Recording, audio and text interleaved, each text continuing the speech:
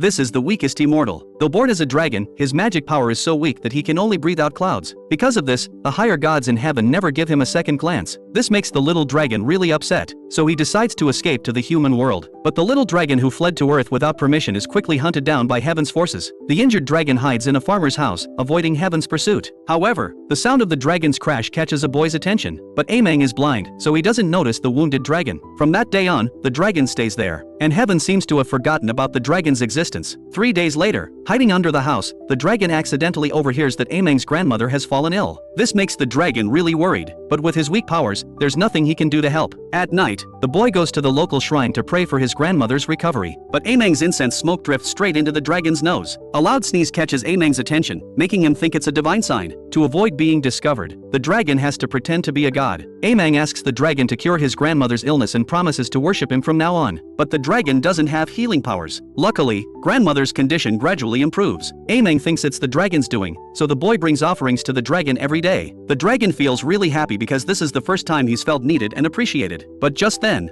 a drought demon suddenly appears in the village. The drought demon claims the village didn't worship him and threatens to bring 7 years of drought. The dragon could solve this by reporting to heaven, but then he'd be captured. The dragon doesn't want to leave the boy, so he starts thinking of a plan. After 5 minutes, he suddenly realizes that thunder god attacks can strip most gods of their powers, and blood from gods struck by lightning also carries some magic blocking effects. So the dragon deliberately reveals his presence, drawing the thunder god to attack him, but he accidentally drags Peach Fairy into it too. Even though Peach Fairy feels intense pain, she decides to heal the dragon first. The dragon worries his plan will be ruined, so he confesses everything to Peach Fairy, but Peach Fairy decides to take over the situation. Then Peach Fairy has someone capture the drought demon. When leaving with the drought demon, young Master Lu tells the dragon that thanks to his blood, they were able to catch the drought demon so easily. The dragon feels really excited, he once again feels needed. This also reminds the dragon of his duties. After taking one last look at the boy, the dragon decides to follow the thunder god back to heaven. But just as the thunder god is leaving with the dragon, Peach Fairy stops them. Peach Fairy reminds the thunder god to pay more attention to his weaker subordinates, but the thunder god says without his permission, the dragon never could have escaped in the first place. If he hadn't held back, the dragon would have died under his lightning long ago.